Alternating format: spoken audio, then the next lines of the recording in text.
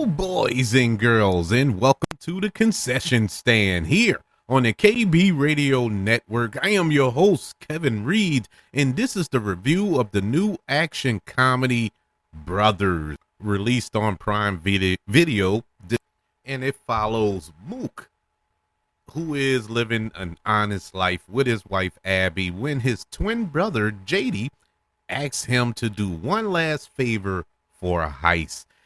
This film is directed by Max Barbercrow, who directed Palm Springs a few years ago, or a couple of years ago, and I love that movie. Very funny, little time travel movie wrapped up in a romantic comedy. It was hilarious. Loved it. And so all the pieces were there, especially with this cast. You got Josh Brolin and Peter Dinklage playing twins, which kind of reminds us of the movie Twins from the 80s, or was it the 90s, whenever it was, with Arnold Schwarzenegger and Danny DeVito. And you're like, okay, that should be an interesting combination. Then you add Glenn Close, Marissa Tomei, Brendan Fraser. All of these actors are Academy Award winners or nominees, each and every one in this cast. And so this should be interesting to see them in a kind of a screwball comedy. This movie was so bad. This was one of the worst films I've seen in 2024. Nothing about this movie, and I mean absolutely nothing about this movie, is funny. This is a comedy that is not funny.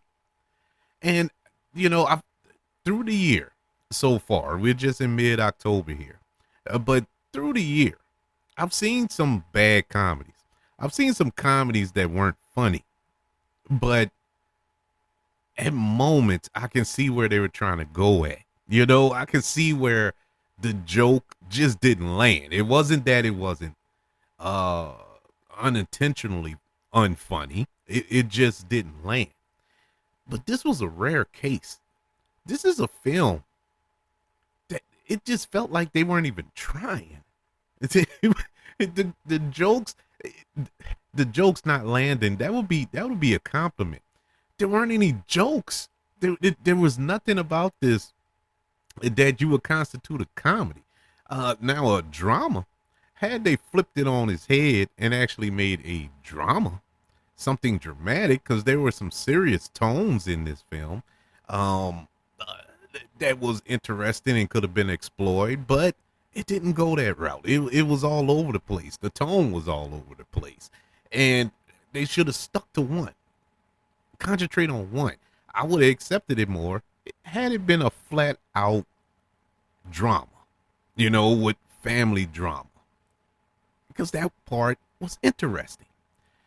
But the rest of this film was completely horrible.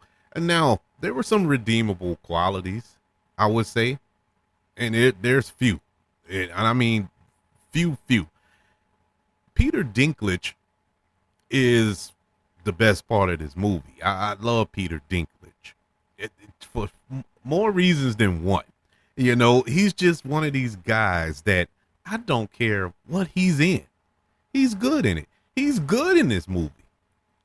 He's just not given anything. He's not given anything to work with. I've seen Peter Dinklage be funny. Just go look at Death at a Funeral. Well, both of them, the original and the remake. He was good in both of those movies and funny in both of those movies. Even Pixels, which is a horrible movie, but he was funny in it. I love Peter Dinklage, and he can flip it on his head and do drama. Game of Thrones, people. What more do I need to say? The dude is so versatile, man. His range is out of this world. I love Peter Dinklage, and here he really is trying. I think he is the only one in this cast that's trying to do something, but you can clearly see that he's being held back. It was like, I don't even know how to describe it. I can't even put it in words. So I'm not. I'm not even going to attempt. Josh Brolin, who I mean, Josh Brolin is another actor, great in everything. He's great in everything. You could go all the way back to his first film, The Goonies. He was great. And you could go recently when he popped up in Doom 2. He was great. You know, he was Thanos. He was Cable. He was in No Country for All Men. No Country for Old Men, not all men. But he was great in that. True Grit, the remake. He was awesome in True Grit. He is an amazing actor. What happened, man? What? Well, I don't know. I don't know why he took this role. I honest to God don't know why. You could tell he just checked out. It was moments in here where he was trying to give something. And it was like midway through the performance. It's weird. Watching this film, it's like watching it in real time. It's midway through the performance. He just said, forget it. You know, it's like, man, this ain't worth it. Just let me read my lines and get out of it.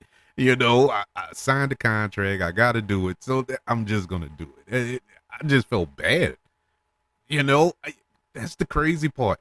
All these actors and actresses who are a part of this film, I just felt bad for them. Super, super bad. Because I know they're great. Every one of them is great. I just named their credentials. All of them are Academy Award nominees and winners. You know, Brendan Fraser just won an Academy Award a couple of years ago. What was he doing in this movie? He was the worst part of the movie. He was the worst part of the movie. And Brendan Fraser, been a huge fan of his for years. Glad that we got this kind of renaissance from him in the past few years. You know, with The Well, and he was in that Martin Scorsese film last year. Why am I blanking on the name? With Leonardo DiCaprio. Lord. Yeah, anyways, he was good in it. So it's been good, you know, to see him on his renaissance. I don't know what happened here. He was just goofy. He was out of place in a film that had no tone, really had no story. He looked out of place in a film that was nowhere. You know, it's so confusing, but trust me, it is the most out of place performance in the film. And that's saying a lot because Melissa Tomei's character served zero purpose in this movie.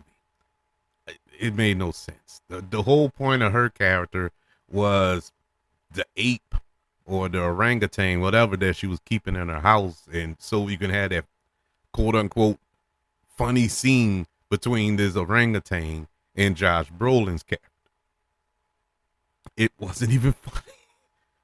It was actually, I felt bad for the orangutan. I felt bad for the monkey because he got lumped up in it. This is mind boggling how this movie got made. This is truly the worst film I've seen this year.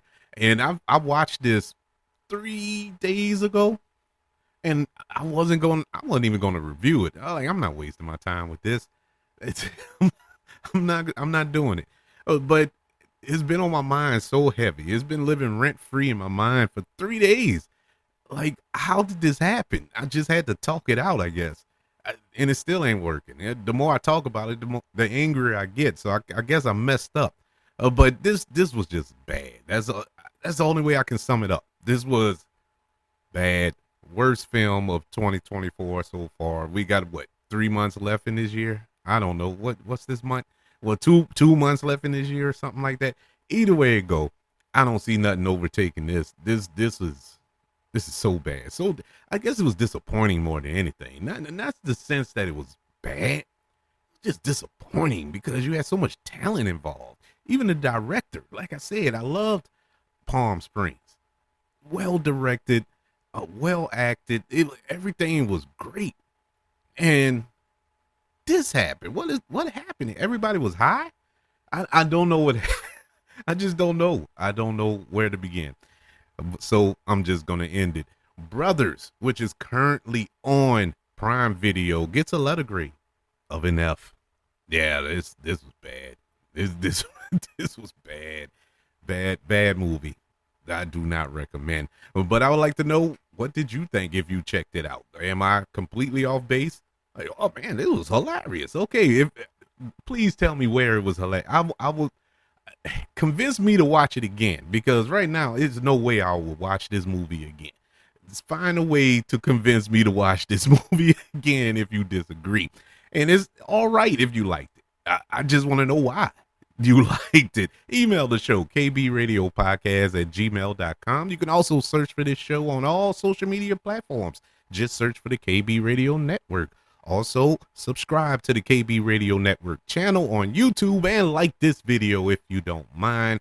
Don't forget about the 5 stars, the reviews, and sharing this show. If you're listening on Apple Podcasts, Spotify, iHeartRadio, wherever you are currently listening to the concession stand here on the KB Radio Network. Everybody, thank you for joining me for this glowing review of Prime Video's Brothers. Want you all to know that I love you, continue to love everyone, and until we speak again, you all be blessed.